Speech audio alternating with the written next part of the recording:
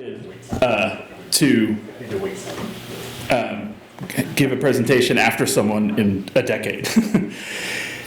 So what I will say as a kind of precursor to here to kind of plug into John's kind of commentary, which is related, is that part of what I think we need to be doing, which the West has not really been great about, but there are other traditions that have, is thinking about things, for example, like the necessity of the understanding bhavas and rasas, right? That we have to understand and prepare ourselves to engage aesthetically in a way of knowledge production. Because if we don't, we'll think it's a very narrow thing. So what I want to talk about is a very concrete thing that many of you will be familiar with and many of you will not, which is a very formal occurrence that happens a lot in many Christian leadership training programs, often called theological reflection, and sometimes called other things, and that I actually think bears some additional interrogation. So I don't remember what I told them when I was going to write, but what I wrote instead was this, about practicing wisdom reflection. And the practice part, you can insert all the conversations that you just heard from John, that knowledge itself is insufficient. It must somehow come into the body, and it comes into the body with practice, right? Practice is the means by which imagination and views of the future come home in the flesh. And when we practice together, we build society which can resist things that try to make us otherwise. This is very much an experimental thing. It's grounded in years of work that I've been doing, but I literally am interested in partners. So if the thing I'm talking about later is of interest to you, please let me know. We'll figure out what we can do about that. Okay, so the stakes. I'm not going to spend a lot of time on it, especially given that we're in Utah and the events of the past week. I think we understand the nature of the stakes to some degree, but I do want to point out that this is a long time coming, and the kind of political violence that has been occurring in it with an increasing regularity, it's a mistake to understand it as a recent phenomena. That the precursor to it is actually epistemological, that once everyone can believe their own thing, and belief itself is sufficient for saying you know a thing, well, we've entered into a very dangerous world, and it was dangerous before guns were involved.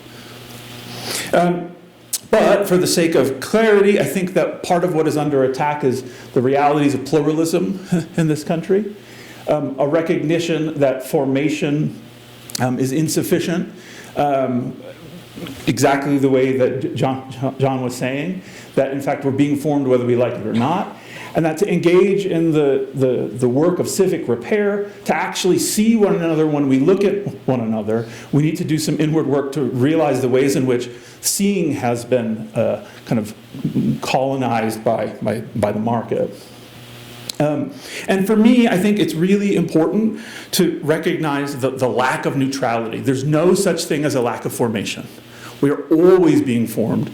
I'm very much a disciple of Paulo Freire and Irish sources of Freire. One of the recognitions is there's no such thing as neutral education. You are either educated into supporting the status quo or to resist it. That is all there is. So to say, I don't want to touch it, I'm neutral, no, what that means is you support the status quo. So that's a very bifurcating logic, and I think sometimes non-dualism is very useful, but here I do think the reality of the constant ways in which our inner lives are formed is important to recognize. And so the stakes are very high. Sometimes it's not just about belief and culture, but people's ability to live, and to live the lives that they feel are most right for them. So I want to talk about theological reflection, which for some people will seem like a kind of very basic thing to talk about at length.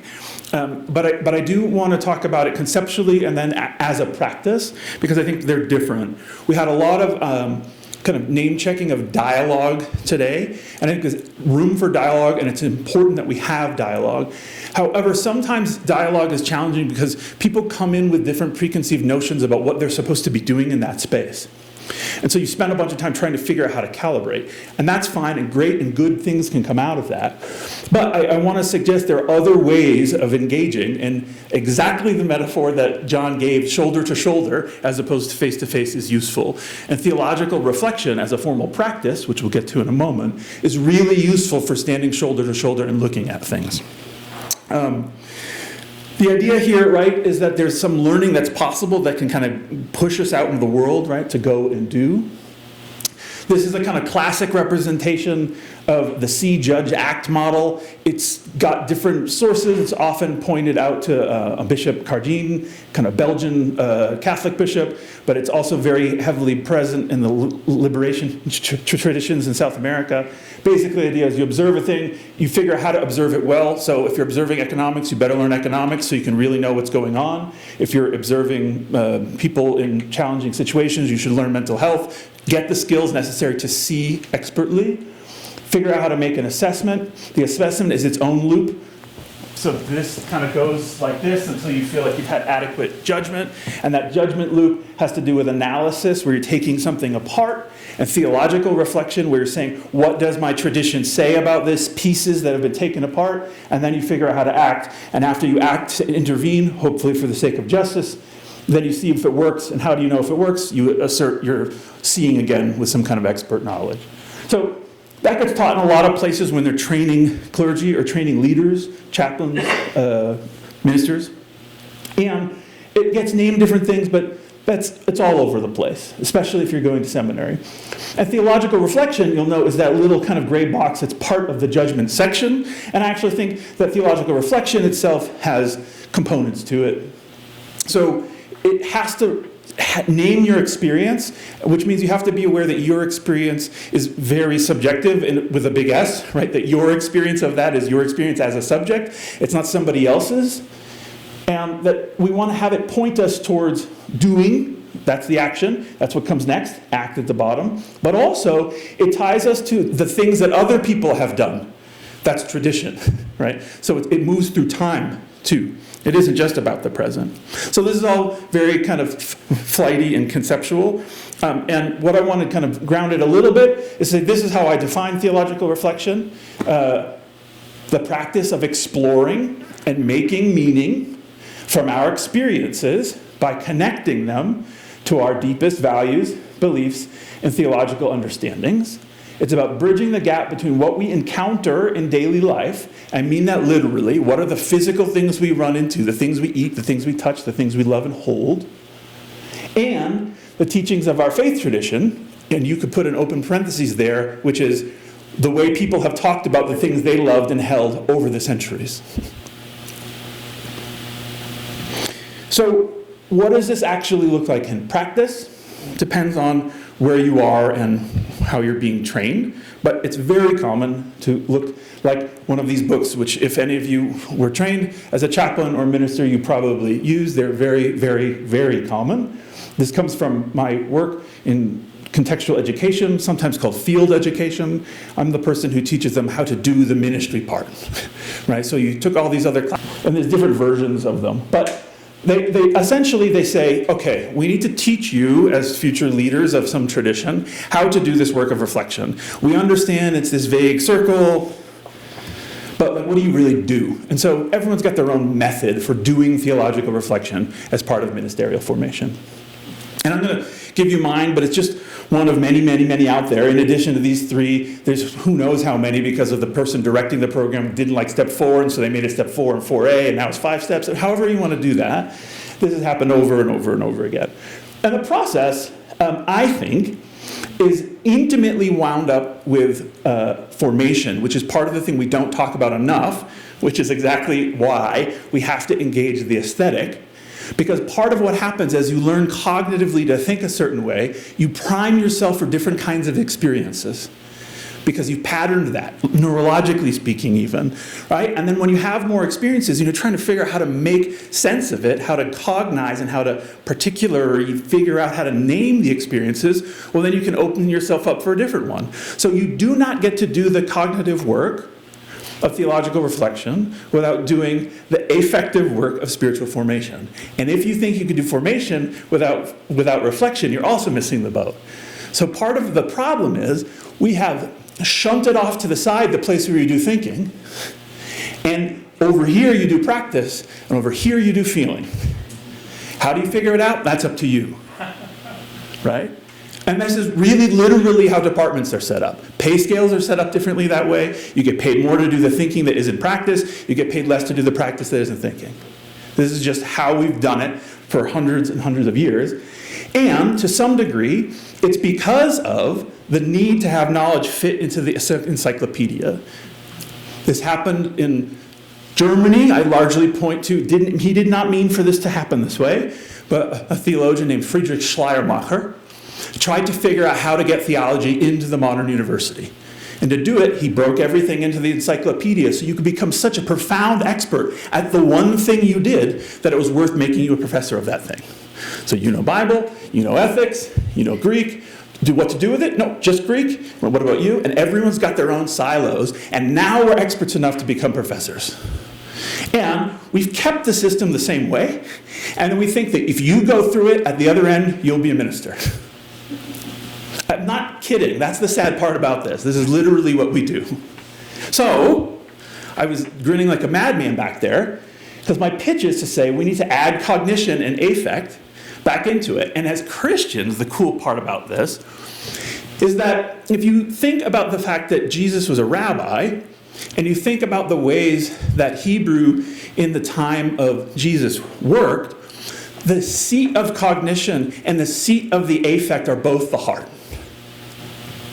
So that is not a Greek idea. That is a Jewish idea that is very old, and the Bible itself is in tension with itself, because the Hellenism of Paul wants there to be a split, so that the body is one thing and the soul is another, and the soul is the rational part. That's where cognition goes. And so in the West we have the mind, and then we have the place where you feel. And if you're too close with the feeling and the doing, you don't get paid as much as the people who have gotten over that and can just do the thinking. So we need to figure out how to reintegrate it. Not the least of which reason is because Jesus himself, when he would have been talking about thinking and when he would have been talking about feeling, would have been pointing to the same place both times. And we have to figure out a way to recover that. I know that there are resources for that in the Hindu and Tantrika traditions especially, but they're in the Christian tradition too, the Jewish tradition too. So part of the situation with this theological reflection move has to do with what we heard from a number of folks earlier today too, the increase in pluralism and training institutions. If you were here for this morning when Soren was talking about the number of different kinds of religious believing going to these places to get trained, something had to happen. So Edward Foley in 2015 wrote this book. It's often just called The Turn to Reflective Believing, but essentially what he said is, we've got to get done with this theological reflection stuff. Because we're going to have classes where there's going to be a couple spiritual but not religious people, some folks who don't even know what to call themselves, they're just kind of interested, maybe we'll call them seekers. We have some Christians, we have some people who are formed as Christians and are done with the church. We're all together, we're going to try to train them to be religious leaders. How are we calling that theological reflection? Some traditions don't even talk about theology, right? So he says we're going to talk about reflective believing. And he shifts everything to say, let's focus on how it is you believe, and then doing kind of meta-reflection on why it is you believe what you believe. And we can cultivate, one of the things he says, is a holy envy for the other's way of naming the world. It's one of the things he says in that book. And so some places, for example, ILIF, which is on its surface a Methodist training school, Protestant, mainline tradition, but the minority of their students are Christian at this point. And so it doesn't make any sense for them to do theological reflection. So they do, quote, reflective believing, and they've had to try to figure out how, in a pluralistic way, you can do that work.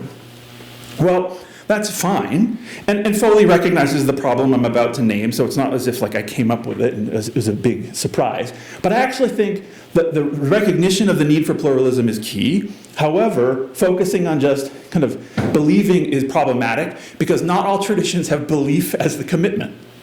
Sometimes the work is the doing, and the doing for the sake of the doing. You don't necessarily believe. So the way I say this is, we have to realize that kind of Believing in is different than reflecting on. It orients us in different ways. You can kind of go back to think about the difference between the affective and the cognitive. What we need to do is we have to figure out, sometimes we just do things because they make us feel a certain way. To go back to the conversation we were just having around the post-truth, I've done a lot of work with white Christian nationalist organizations, and over and over and over again, they will tell me, I know so-and-so lies, but it's lying for me. It stops mattering about the truth of it. It's the way it makes me feel. And so part of what, if we want to resist this kind of descent into nihilism, has to be figuring out what do we fight with that? And it has to do with a recognition that we need more attention to bodies and affect. We have to figure out how we teach in a way that doesn't require you to sit and me to talk. The room itself is built on a presumption that what matters is cognition and not affect. Our whole institution is built as if the only thing that will work is if I talk hard enough and good enough that I can get into your heart. We need spaces that are different so that we can do different things in those spaces. What we need is a way to bind them back together the way they're always meant to be bound. So, I talk about wisdom reflection. I don't think it's just a semantic change. I think there's something larger going on. Because if we're going to recognize that the category is wisdom, and someone asked earlier what's the difference between knowledge and wisdom. It's a silly thing, but I often say this. Knowledge is tomato is a fruit. Wisdom is it doesn't belong in a fruit salad. Right? One's a fact. One's like, what do you do with that fact? Right? You disregard it because it doesn't belong there. How do you know? You just know. Huh? Wisdom reflection asks learners to find, polish, and use the interpretive lenses, texts, stories, practices, and convictions that are most meaningful, intimate, and action-producing for them. Through repeated use, those lenses are refined and applied in new ways, and learners grow aware that others hold and hone different lenses. Wisdom reflection works for individuals or mixed groups, and it can include neighbor-facing translation, but doesn't require it. We shouldn't need to only be able to do this when we're across that table from one another. So, as I've been thinking about what we want to do and how would we develop wisdom reflection as something that can be taught and assessed, I go to competency-based education, which I'm increasingly convinced is the way that the move for higher ed needs to be. And in a competency, we say you're competent at something if you possess the requisite knowledge, skills, and dispositions. Do you know the things you need to know? The theoria. Can you do the things you need to do? We heard at the beginning of the day, phronesis, right? And do you have the qualities of the person that have developed as because of the things you need to do to be competent, right? You have knowledge, skills, and dispositions. And if you can name those different things, and you can demonstrate those things, you could be competent. So this is a sketch or a draft. I'm not convinced I'm finished, but this is kind of what I think I'm gesturing towards with this idea about wisdom reflection. What is wisdom reflection? The ability to demonstrate a clear, reflective grasp of one's wisdom heritage, the lenses, texts, stories, practices, convictions that one actually uses, and to apply those lenses to make meaning and choose a next step, materially. The result of which makes you more aware of the reflective processes and positions of others. So what are some of the knowledge things that you need? You need to have awareness of your own tradition, enough to be able to draw on it to make a reference. And you need to be awareness of your own reflective patterns. With my students, the majority of which were Catholic, if by December, as we've been doing reflection, everything comes from one book of the Bible, I say, it's interesting. You always are using Matthew when you're making meaning. Have you ever noticed that? Maybe you would like to try this other thing. It's not a mandate, but if you begin to become aware of the patterns you use to make meaning, you might become aware of why that might be. Skills.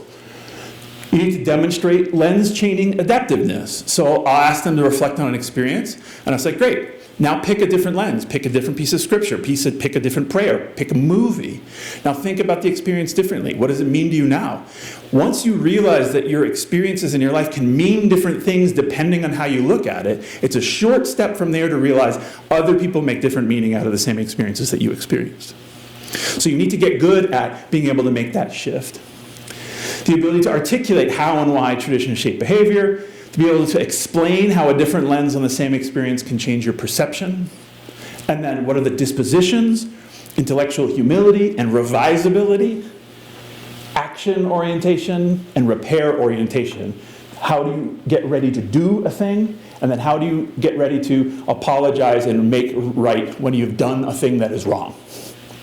Now, I'm not sure I'm finished, but this is partly how I think about what it is that constitutes the competency of wisdom reflection.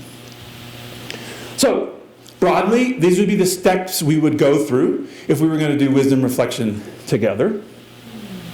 You name a concrete incident, who or what you were. It doesn't start with, I was thinking the other day. No, tell me about something that happened to you in your body, or the body of someone that you love. Keep it small and real. Locate yourself. Briefly surface your history, motives, emotions, and stakes. Why do you think you're thinking about this? What traditions emerge for you as you consider it? I immediately began to think about Paul, or Joseph Smith, or my grandma, or the dude, right? Whatever, it doesn't matter. What's the thing that comes to you when you try to make meaning out of this? Then, note the systems, exercise of power, and roles at play. Who was centered in that experience and who was marginalized? In what way? You don't know that those marginalizations or centerings are part of what's going on, but it's good practice to be in. Then you want to say, what's my lens? And you choose a lens that you would actually reach for. It could be a story someone told you. It could be a practice. It could be a person who's an exemplar. It could be a value, a principle. It could be a feeling. What is the thing you reach for to help you make meaning? And then you say, here's why I picked that thing. Here's what I think it helps me clarify. And here's what I think it blurs. Right? Here's what I think it makes less clear. If you've ever sat in the doctor's office and you have glasses, they go, better 1 or better 2, right? Better 3 or 4. Is it better or just darker, right? What you're trying to figure out is, like, what do you actually need to make things clear? And then you use the lens. You name the insight that it gave you. This is the trickiest part. It's not picking the lens.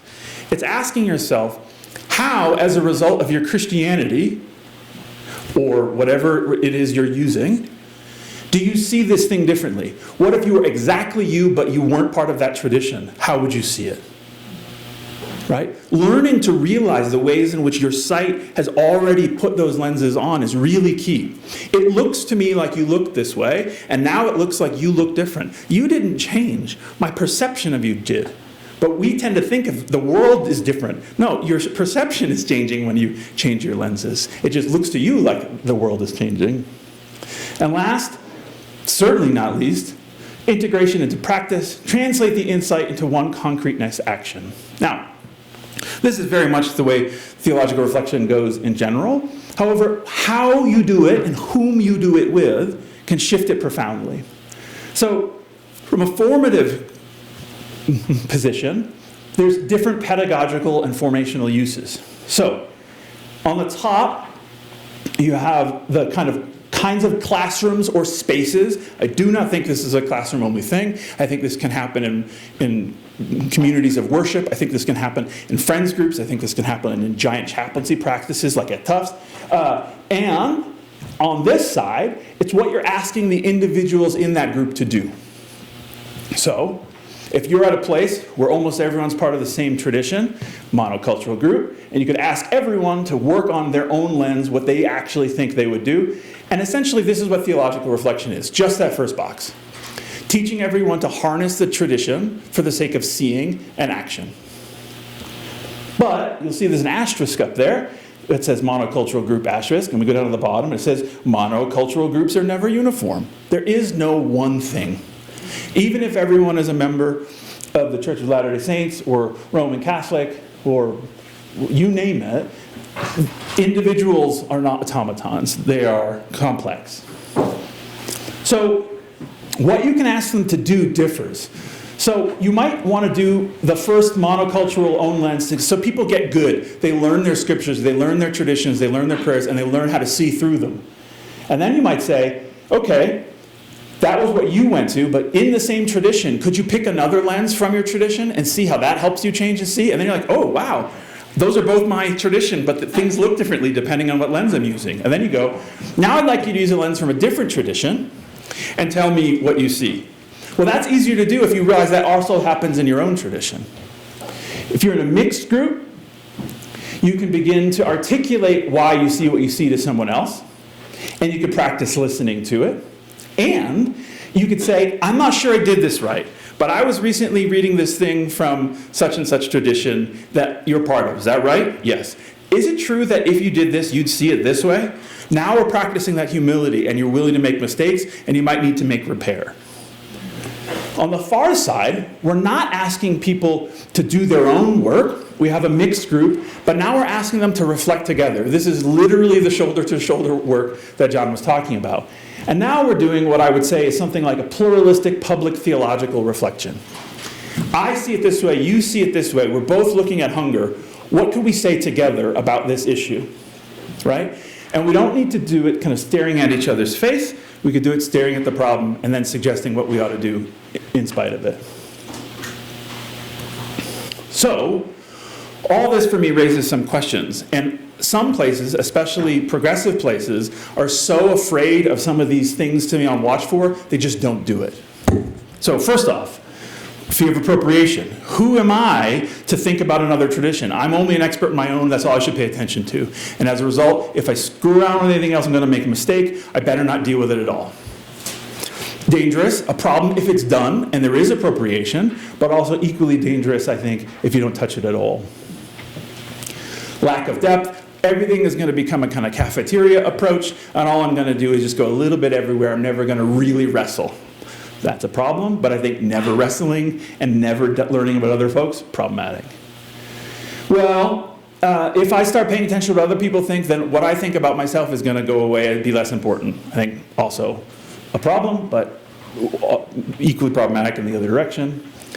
Similarly, if I learn too much about other things, then the importance of that thing in my life will go away. It's like mixing too much stuff together, and now it's all combined. So I think these are problematic, but I think that avoiding them because they're problematic means we never deal with the thing we're supposed to deal with. Penultimately, I will say part of the challenge of thinking about wisdom reflection is that most of us only really know about our own tradition. So there's a knowledge problem. That's easily fixed now with technology.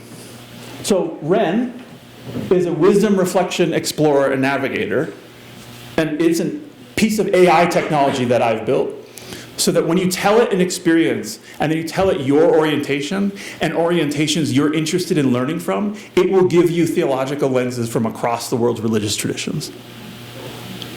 Okay? It's free, you just need a GPT account to access it, but the point of it is, and it will be quick to tell you, this is not sufficient. Knowledge is not sufficient. You need to pray on this, you need to talk to other people. Ideally, you should talk to someone for whom this tradition is theirs and check and see if I was right, because it's just AI.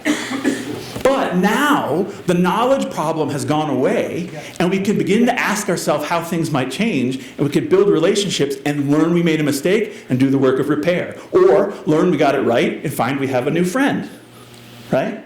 So whether or not you're into AI or not, the point I want to make here is technology can also provide us with tools for doing the same things. Because what is it going to push you back to do? Come back to your body, come back to relationships, come back to conversations. It doesn't have to be just about cognition.